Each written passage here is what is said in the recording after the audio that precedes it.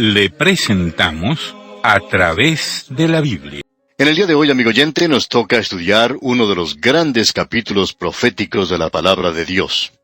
Cuando estábamos estudiando la primera epístola a los Tesalonicenses, señalamos el capítulo 4, comenzando en el versículo 13, donde se comienza a hablar del arrebatamiento de la iglesia. También eso tenía que ver con el día del Señor, digamos de paso, y la gran tribulación y la venida de Cristo en gloria a esta tierra. Todo eso usted lo puede encontrar en la primera carta a los Tesalonicenses. Ahora, en esta epístola, en esta segunda epístola a los Tesalonicenses, en el capítulo 2 que tenemos ante nosotros, el énfasis se da al período de la gran tribulación. También vamos a encontrar aquí uno de los mejores pasajes, según nuestra opinión, en cuanto al rapto de la iglesia.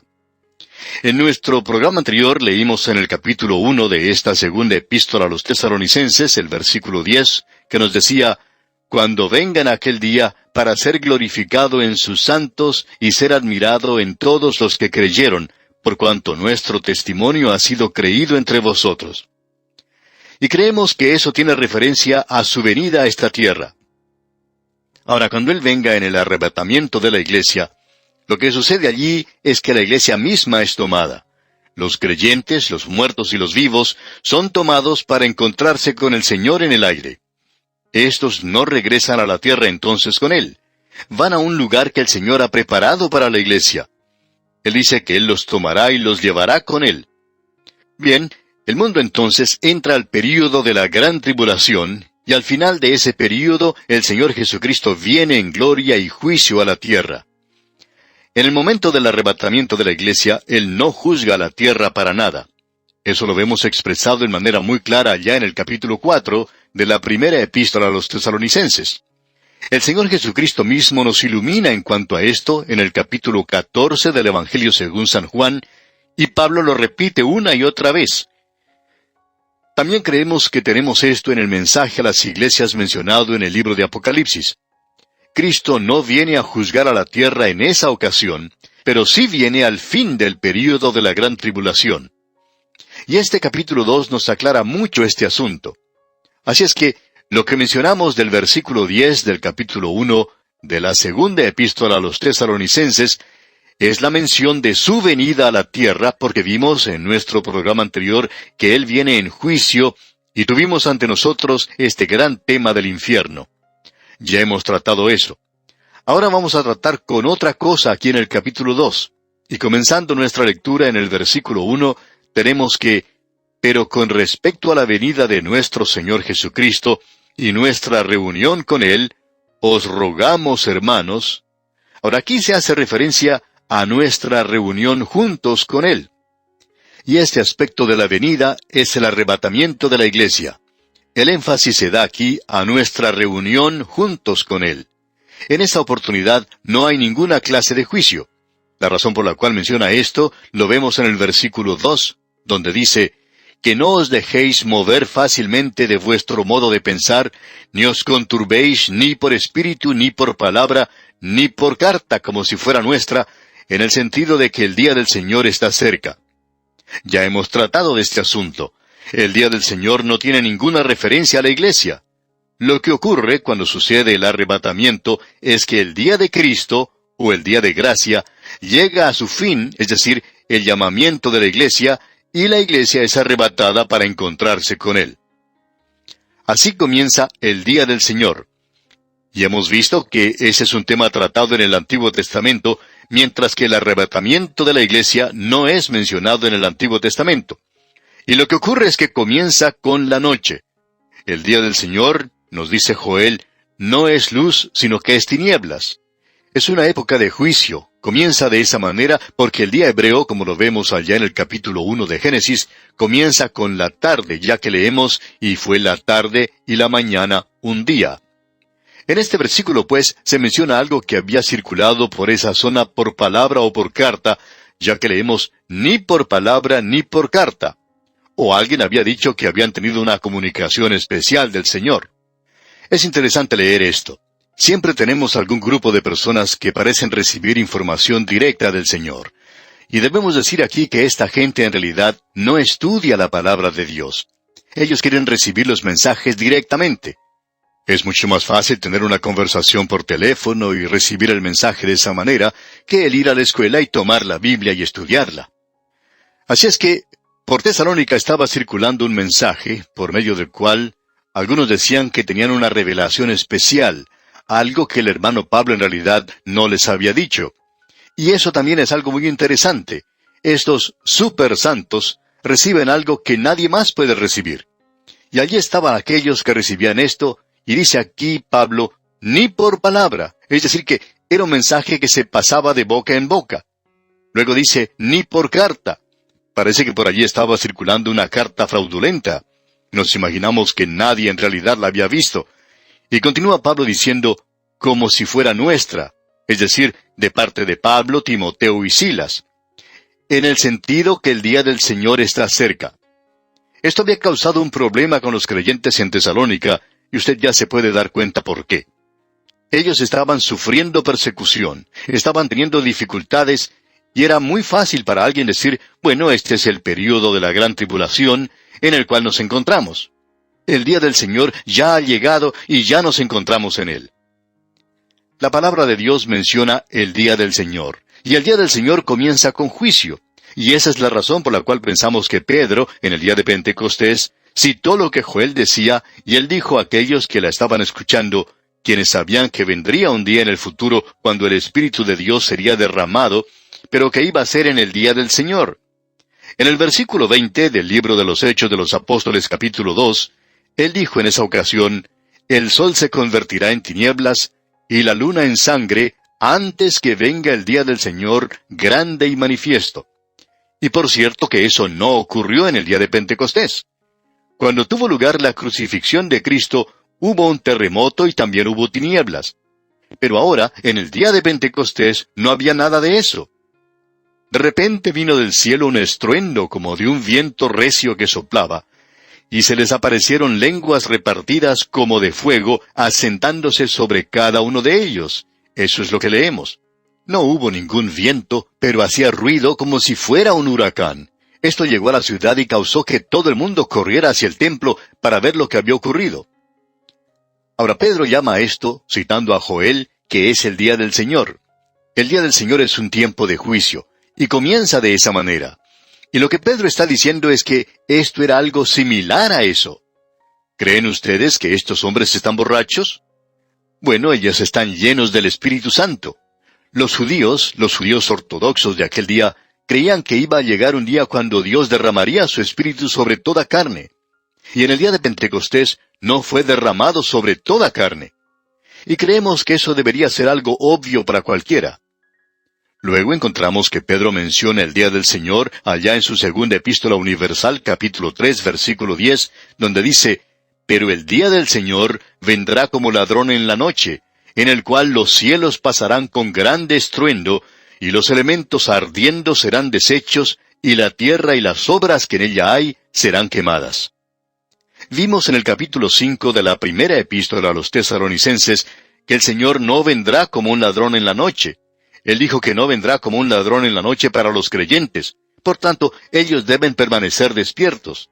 Este no es el tiempo de dormir, porque Él vendrá para un mundo que sí está dormido, en el cual los cielos pasarán con grande estruendo, y los elementos ardiendo serán deshechos, y la tierra y las obras que en ella hay serán quemadas. Y eso no ocurrió en el día de Pentecostés. Mencionemos aún otra referencia más en cuanto a esto. La encontramos allá en el libro de Apocalipsis, capítulo 6, versículo 17, donde dice, «Porque el gran día de su ira ha llegado, ¿y quién podrá sostenerse en pie?». Ahora eso no es para la iglesia. La iglesia tiene que esperarle a Él una persona que vendrá. Nosotros estamos identificados con Él. Y aquí en el capítulo 2 de la segunda epístola a los tesalonicenses que estamos estudiando, en el versículo 3, Pablo nos sigue diciendo lo siguiente, y quisiéramos que usted, amigo oyente, preste mucha atención a lo que vamos a leer ahora, aquí en el versículo 3. «Nadie os engañe en ninguna manera, porque no vendrá sin que antes venga la apostasía, y se manifieste el hombre de pecado, el hijo de perdición». Ahora preste mucha atención, amigo oyente. Lo que dice Pablo aquí, «Nadie os engañe en ninguna manera». No seamos engañados hoy. Escuchemos una vez más lo que dice Pablo. Porque no vendrá sin que antes venga la apostasía. ¿A qué se está refiriendo? Al día del Señor. No está haciendo referencia al rapto de la iglesia, sino que se refiere al día del Señor. No vendrá sin que antes venga la apostasía. Eso es la primera cosa. Y se manifieste el hombre de pecado. Aquí tenemos esas dos cosas. Tenemos dos cosas que deben tener lugar antes de que el día del Señor pueda comenzar. Y ninguna de estas cosas ha tenido lugar aún. Lo primero que tendrá lugar es que debe haber un apartamiento, una separación primero. Hay algunos que miran a esto como si fuera la apostasía. Y lo interesante es que opinamos que se refiere a eso. Sin embargo, significa mucho más que eso, porque la palabra que se utiliza aquí tiene un significado más profundo aquí que ese.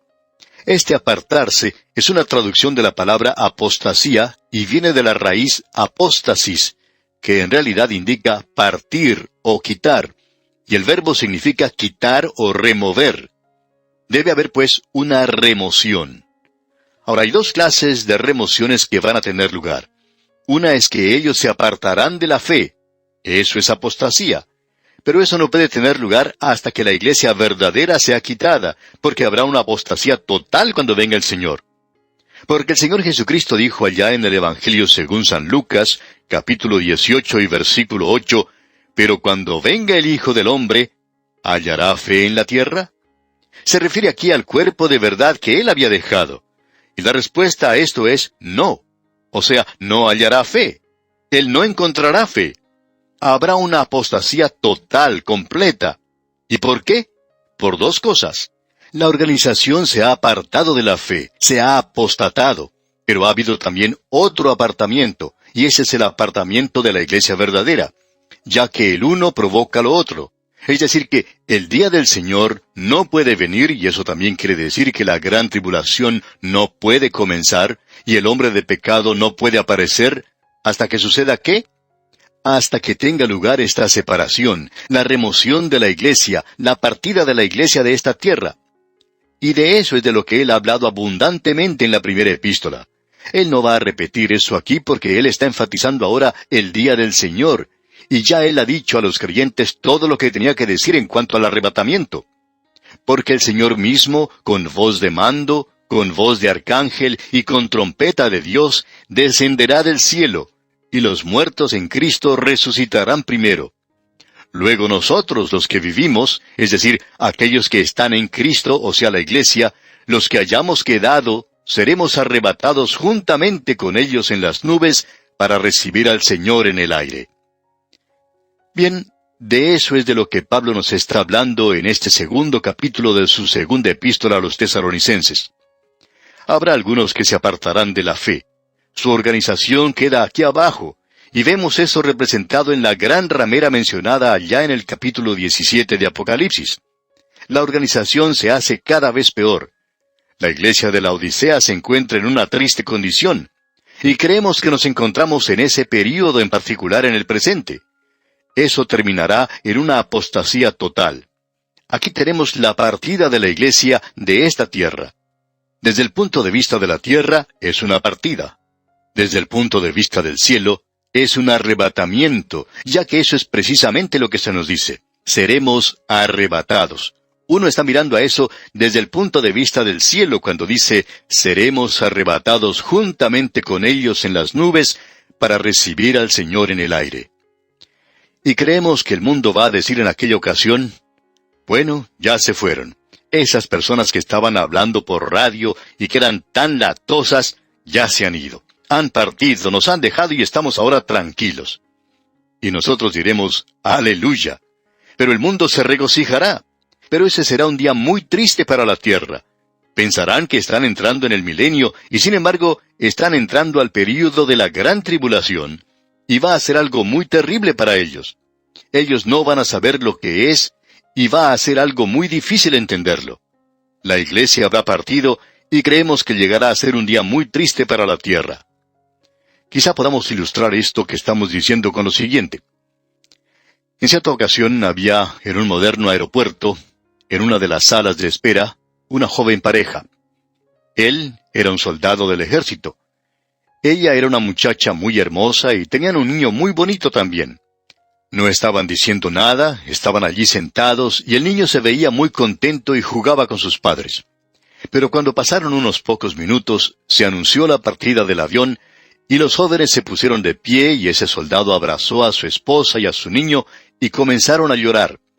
Los dos mayores lo hicieron porque el niño no se daba cuenta de lo que ocurría y simplemente se reía, pero su mamá y su papá estaban llorando. Aparentemente, el joven soldado regresaba al lugar de servicio que se le había asignado, así es que él tomó su maletín de mano y salió. Luego, cuando se había apartado ya a cierta distancia, se volvió y saludó con su mano. Su esposa quedó en ese lugar, con su rostro lleno de lágrimas, y se aproximó a una ventana para poder observar mejor la partida del avión. Y luego, cuando ya el avión había partido, salió llevándose a su niño.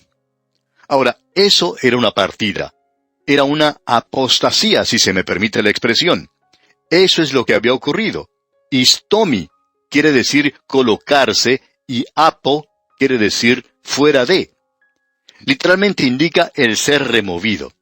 Ese muchacho, ese soldado, se removió a sí mismo. Por lo menos fue el gobierno el que lo removió a él de ese lugar, y él había partido. El avión había salido, y esa muchacha, esa señora, tomó luego a su hijito y se dirigió a su hogar, y por supuesto tendría unos momentos muy difíciles en el futuro. Ahora el mundo, amigo oyente, se va a regocijar cuando parta la iglesia, pero van a venir días muy difíciles. El mundo va a entrar en el período de la gran tribulación. Y Pablo nos dice aquí, nadie os engañe en ninguna manera, porque no vendrá sin que antes venga la apostasía. Tendrá lugar la apostasía de la iglesia verdadera va a partir. No puede haber una apostasía total mientras haya creyentes aquí en la tierra. A los liberales les gustaría librarse de nosotros, y eso ocurrirá con seguridad en uno de estos días. Luego, la segunda cosa que él menciona en este versículo es, y se manifieste el hombre de pecado, el hijo de perdición. Cuando él sea revelado, cuando él se manifieste, usted se encontrará en el período de la gran tribulación. Aquí él le llama el hombre de pecado. Juan, por su parte, lo llama el anticristo. Y de paso, digamos que Juan es el único que usa ese término. Este personaje tiene como 30 títulos diferentes en la Biblia. Él es un tema del Antiguo Testamento. Él será el hombre de Satanás. Vamos a hablar de eso cuando nos toque estudiar la primera epístola del apóstol Juan y el Apocalipsis, y lo haremos con más detalles. Pero aquí queremos decir que este hombre volverá a reunir el Imperio Romano, y luego él llegará a ser finalmente un dictador mundial, y él va a engañar al mundo. Pero él no puede aparecer aún en poder. Él podría estar en nuestro medio hoy, pero él no puede venir en poder y revelarse hasta que se haya entrado al período de la gran tribulación. En cuanto a él, se nos dice aquí en el versículo 4 de este capítulo 2 de la segunda epístola a los Tesalonicenses, el cual se opone y se levanta contra todo lo que se llama Dios o es objeto de culto, tanto que se sienta en el templo de Dios como Dios, haciéndose pasar por Dios. Una de las cosas que este hombre dirá es, por supuesto, que Él es Dios. Y vamos a tener que esperar hasta hablar de esto cuando lleguemos a nuestro estudio al capítulo 13 de Apocalipsis. Y allí encontramos la bestia que sube del mar. Ese será el anticristo reuniendo a Europa occidental como la conocemos en el día de hoy, y éste unirá a todos estos países nuevamente, y cuando él haga eso, él se mostrará a sí mismo como Dios, y el mundo creerá que él es Cristo. Y ese es el gran engaño que se menciona aquí. Ahora, en el versículo 5 de este capítulo 2 de esta segunda epístola a los Tesalonicenses leemos, ¿no os acordáis que cuando yo estaba todavía con vosotros os decía esto? Pablo no tenía dificultad o inconveniente en hablar de esas cosas. Hay algunos que dicen que los predicadores hoy no deberían tocar esas cosas. Sin embargo, Pablo hablaba de esto. Pablo dice, cuando yo estaba todavía con vosotros os decía esto. Y continúa en el versículo 6 diciendo, y ahora vosotros sabéis lo que lo detiene, a fin de que a su debido tiempo se manifieste. Bien, ¿qué es lo que puede detener el mar en este mundo?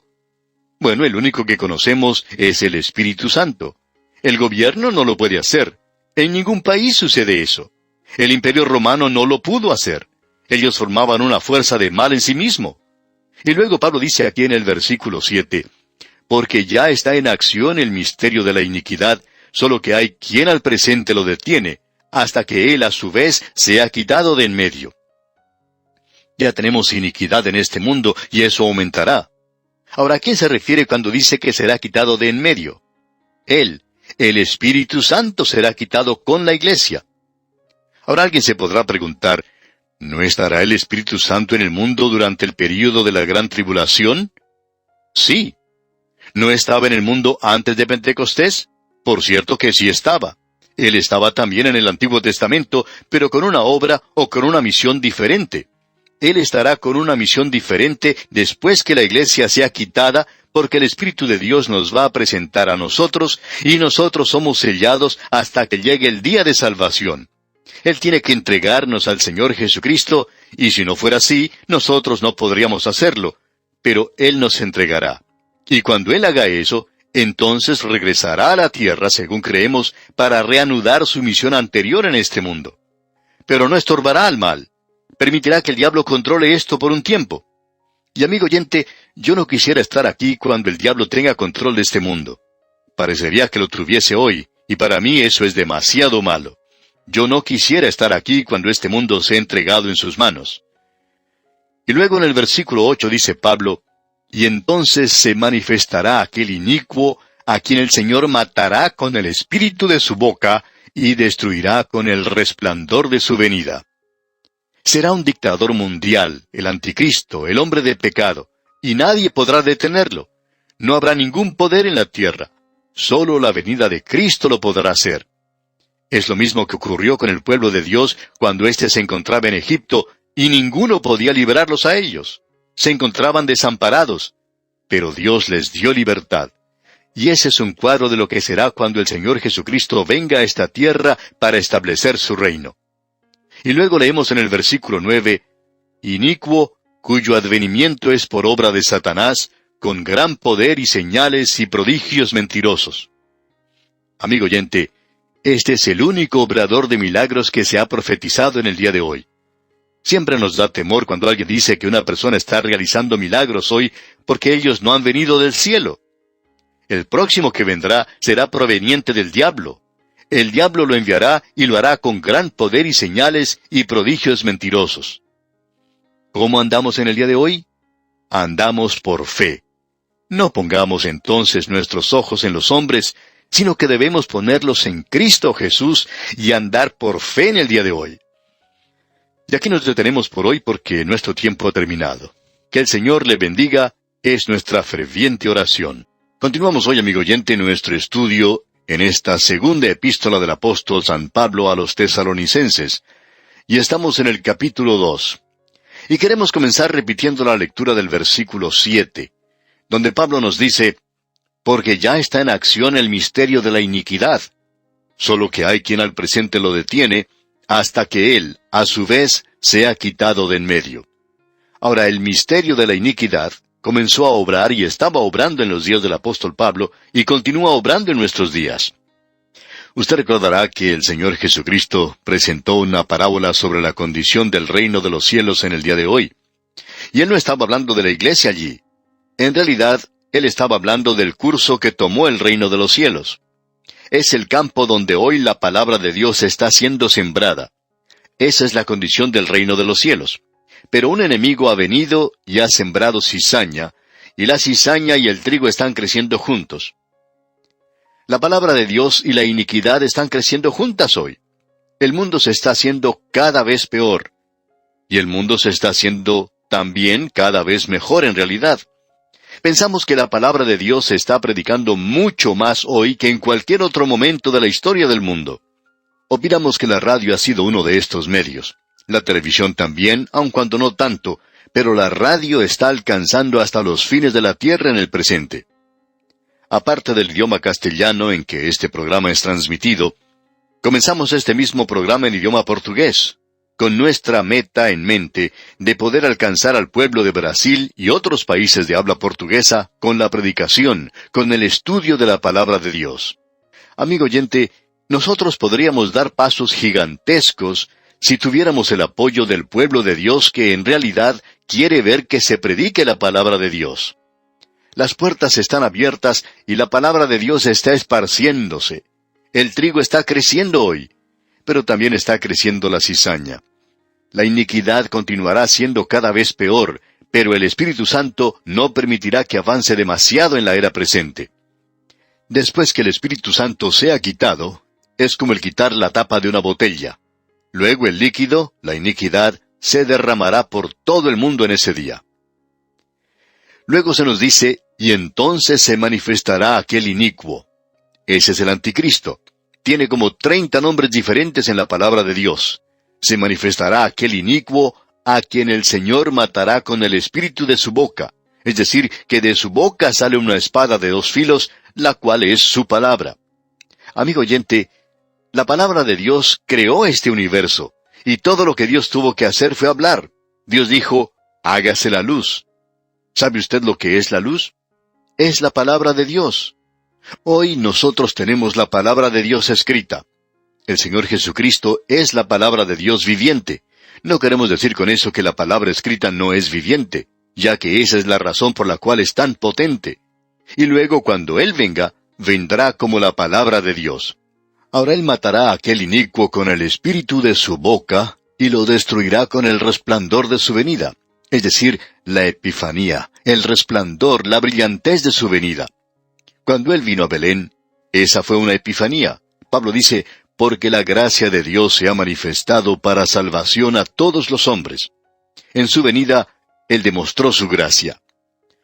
Hay personas que hablan hoy de que algunos creyentes pensamos y estamos convencidos que hay una segunda y tercera venida del Señor. Bueno, creemos en más que eso. Él vino hace más de 2000 años. Epifanía. La epifanía. Él vino, como alguien dijo, como un niño pequeño que hizo llorar a una mujer. Él vino vestido de carne humana. Luego Él vendrá y llevará a su iglesia de este mundo. Entonces Él vendrá otra vez y establecerá su reino. Así es que aquí tenemos 3 venidas, si usted quiere verlo de esa manera. Y en realidad en su primera venida tenemos mezcladas 2 venidas de Él. Él nació en Belén y luego no escuchamos nada más de Él hasta que cumple los 30 años de edad. Y luego Él aparece nuevamente y comienza su ministerio. Allí tenemos una primera y una segunda venida, como niño y luego como un hombre de 30 años que fue al templo y lo limpió. Así es que todo esto que se dice hoy cuando uno afirma que Cristo viene por tercera vez es nada más que insensatez en realidad.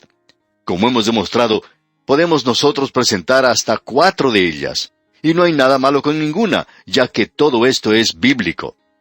Ahora, volviendo al capítulo 2 de esta segunda epístola del apóstol Pablo a los tesalonicenses que estamos estudiando, leamos el versículo 9 que dice, «Inicuo, cuyo advenimiento es por obra de Satanás, con gran poder y señales y prodigios mentirosos». Este es el anticristo, el hombre de Satanás, el hombre de pecado, el hijo de perdición, y él vendrá por obra de Satanás con gran poder y señales y prodigios mentirosos. El poder mencionado aquí es Junimus. Ese es un poder físico cuya fuente es algo sobrenatural. Creemos que esto nos dice que Él va a ser uno que va a sanar a muchas personas. Él va a hacer muchas cosas, realizará milagros.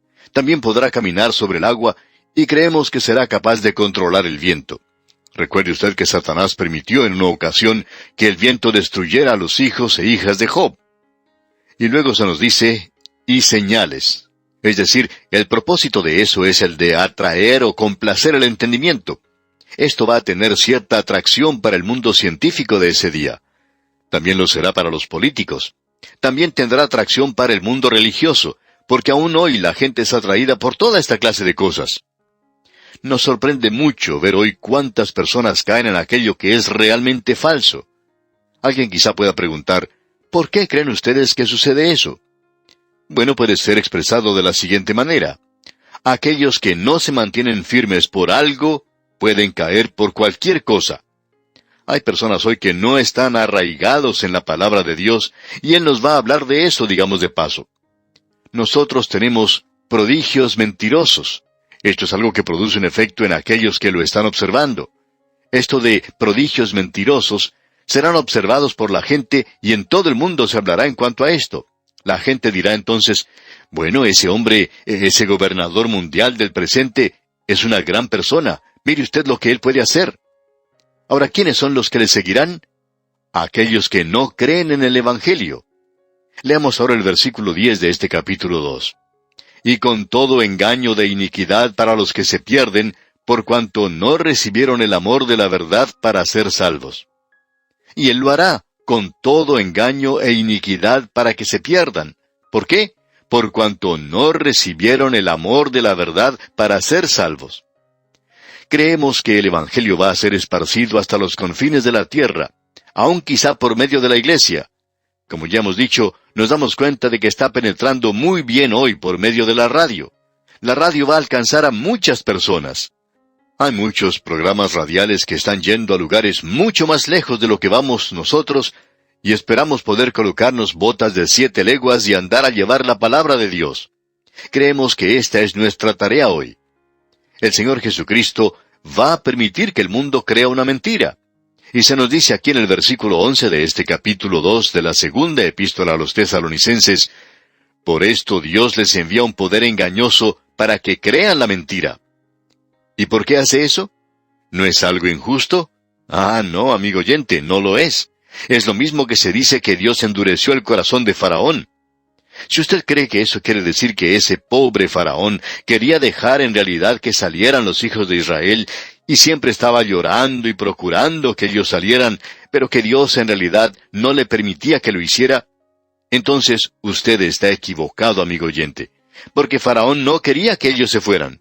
Y todo lo que Dios hizo fue provocar que Faraón se pusiera firme y que tomara una decisión.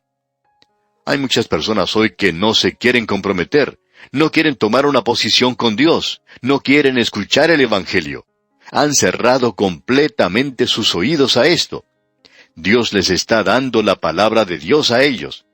Y luego que ellos hayan escuchado la palabra de Dios y no la hayan aceptado, entonces Dios les va a enviar un poder engañoso. ¿Por qué? Porque ellos no quisieron recibir la verdad. Entonces van a tener que creer una mentira. Estas son las personas que hoy están dispuestas a prestar atención a las sectas y religiones falsas. Pueden ser miembros de la iglesia o personas que han escuchado el Evangelio. Esa es la razón por la cual estos engañadores van a visitar a la gente los domingos por la mañana y saben que los creyentes débiles no van a estar en la casa de oración entonces. Estos falsos mensajeros saben quiénes son los débiles, pues son aquellos que no quieren estudiar la palabra de Dios, y como resultado, estos mentirosos pueden saber muy bien que los llegarían a alcanzar al presentarles estas mentiras disfrazadas de verdad. Usted no recibe la verdad, y entonces usted está abierto para recibir cualquier cosa que se le presente. Nos ha sorprendido mucho el observar que personas inteligentes que se sientan en la iglesia y escuchan el Evangelio, luego lo rechazan.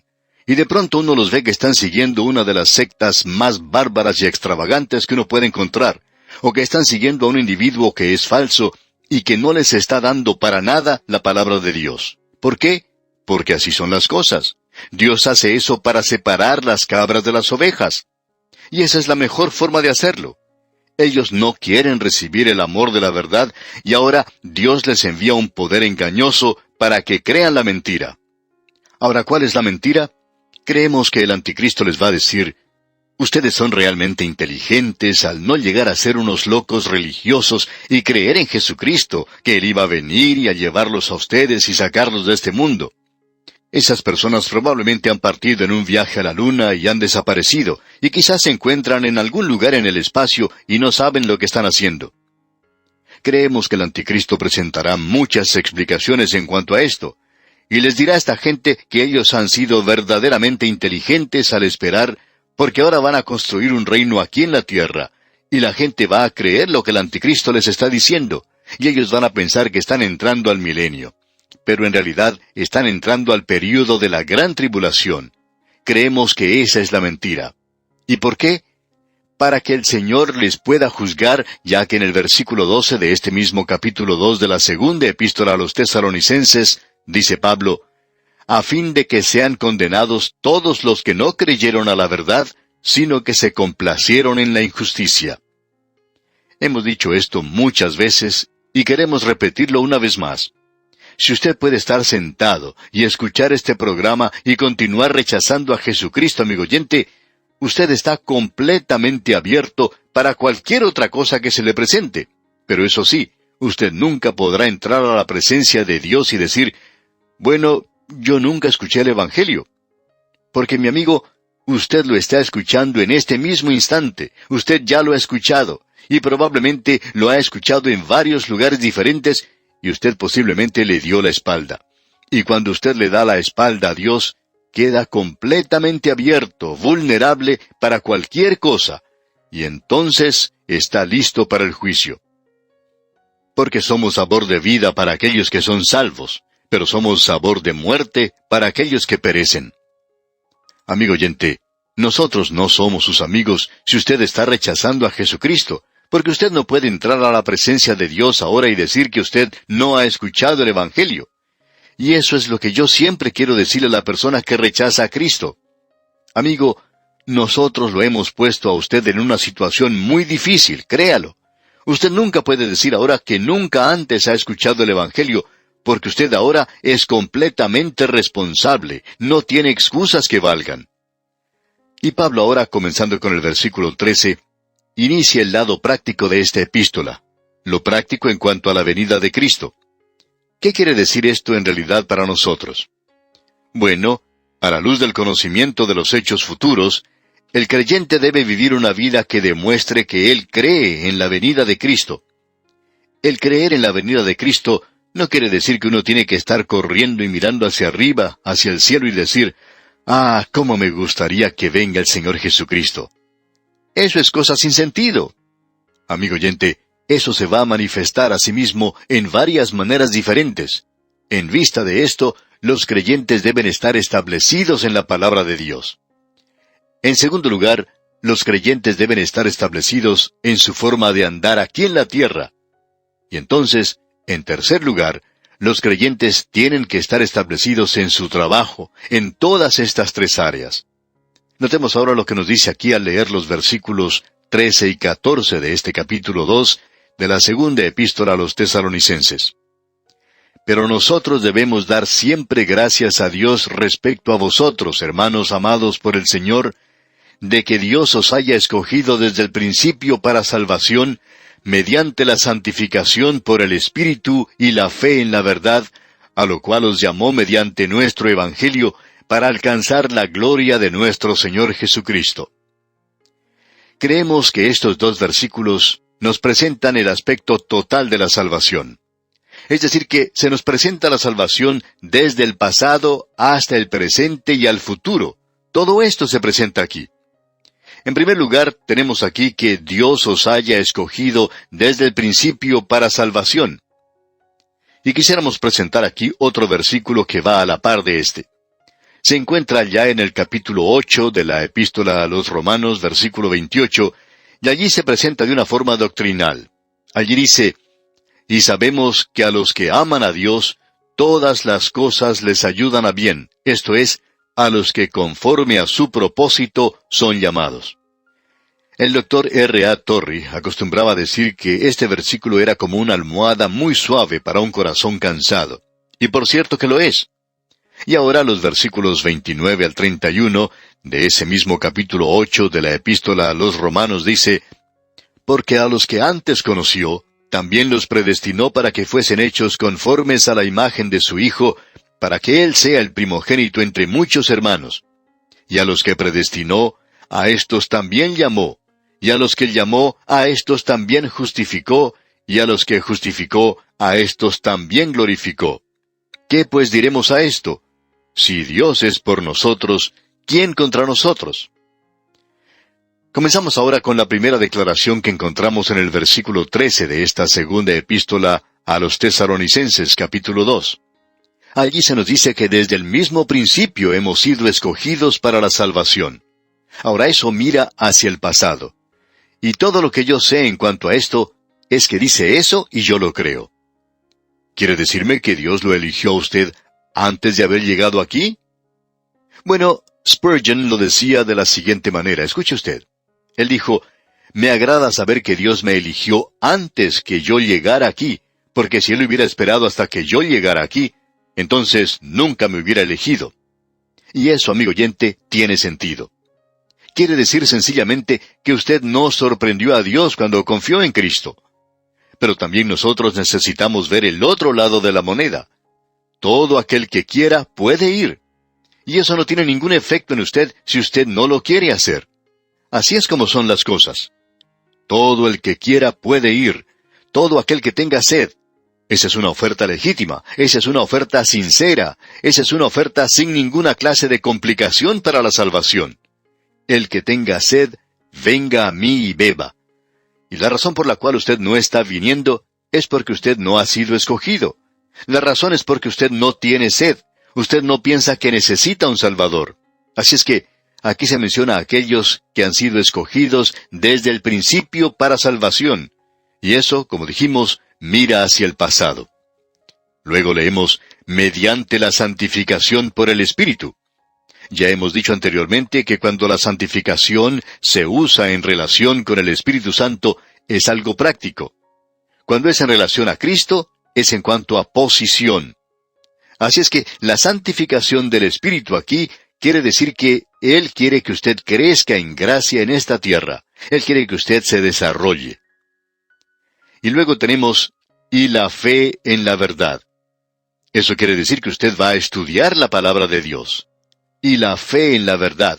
Esa es la forma en que usted va a crecer. Así es como se va a desarrollar usted.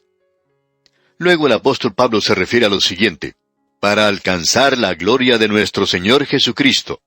Y esto se refiere al arrebatamiento. Porque, amados, ahora somos hijos de Dios, y aún no se ha manifestado lo que hemos de ser, pero sabemos que cuando Él se manifieste, seremos semejantes a Él, porque le veremos tal como Él es. Esa es una declaración maravillosa, ¿no le parece? Luego tenemos una declaración allá en la Epístola a los Colosenses, capítulo 1, versículo 27, que dice, a quienes Dios quiso dar a conocer las riquezas de la gloria de este misterio entre los gentiles, que es Cristo en vosotros, la esperanza de gloria. Y eso mira hacia el futuro. Así es que aquí tenemos el aspecto total de la salvación. Yo he sido salvo. Yo estoy siendo salvo y seré salvo. Ahora, ¿qué es lo que le permite crecer al creyente? Es la palabra de Dios. Y leemos aquí en el versículo 15 de este capítulo 2 de la segunda epístola a los Tesalonicenses, así que, hermanos, estad firmes y retened la doctrina que habéis aprendido, sea por palabra o por carta nuestra. Pablo se está refiriendo, por supuesto, a lo que él les había enseñado cuando estuvo con ellos. La palabra, usted puede darse cuenta, le permite al creyente pararse y estar firme. La palabra trae consolación y aliento. La palabra y la obra están relacionadas mutuamente. El estudio de la palabra le lleva a usted a la obra o al trabajo para el Señor. Escuche lo que Pablo nos dice aquí en los versículos 16 y 17 de este capítulo 2 de la segunda epístola a los Tesalonicenses. Y el mismo Jesucristo, Señor nuestro, y Dios nuestro Padre, el cual nos amó y nos dio consolación eterna y buena esperanza por gracia, conforte vuestros corazones, y os confirme en toda buena palabra y obra. Él conforta los corazones. La palabra de Dios le confortará a usted y le edificará. Eso es lo importante. Y si usted es edificado, entonces le traerá consuelo. Y también dice, y os confirme. Eso quiere decir que usted está arraigado en la palabra de Dios. Usted no será empujado por cualquier viento de doctrina. Usted no estará siguiendo cualquier cosa que se presente o leyendo cualquier libro que salga porque presenta algo del momento en lo cual la gente está interesada. Necesitamos, pues, estar establecidos en la fe. Amigo oyente, esto es muy importante. Usted puede apreciar que la palabra de Dios es, por tanto, aquello que le guiará a usted a hacer la obra de Dios. Dios mediante, en nuestro próximo programa, en nuestro próximo estudio, cuando comencemos el capítulo 3, veremos que los creyentes pueden ser establecidos en su andar, y que su andar es un andar ante el mundo, y el creyente necesita andar establecido en su obra aquí en esta tierra. Amigo oyente, hoy es algo engañoso y usted se puede engañar a sí mismo y a los demás cuando usted habla de cómo ama la venida del Señor, pero no estudia la palabra del Señor y la palabra de Dios no se manifiesta entonces a sí misma en su vida y no hace que usted trabaje. Amigo oyente, si usted realmente cree que Jesucristo viene, entonces va a estar muy ocupado. Usted va a trabajar por Él, porque usted tiene que rendir cuentas ante Él, y Él puede estar aquí mañana. Y si así es, yo quiero estar ocupado en el día de hoy. Usted no va a tener tiempo de estar en la ventana mirando a ver si Él viene, o siempre mirando hacia el cielo para ver cuándo va a aparecer. Usted va a estar observando a su alrededor y haciendo la obra del Señor aquí en esta tierra. Esa es la mejor prueba de que usted sí cree en su venida. Y aquí, amigo oyente, vamos a detenernos por hoy. Y antes de despedirnos, le sugerimos que usted lea todo el capítulo 3 de esta segunda epístola a los Tesalonicenses para estar bien informado de su contenido y así pueda sacar el mayor provecho posible de este estudio. Y oramos que el Señor le bendiga muy ricamente.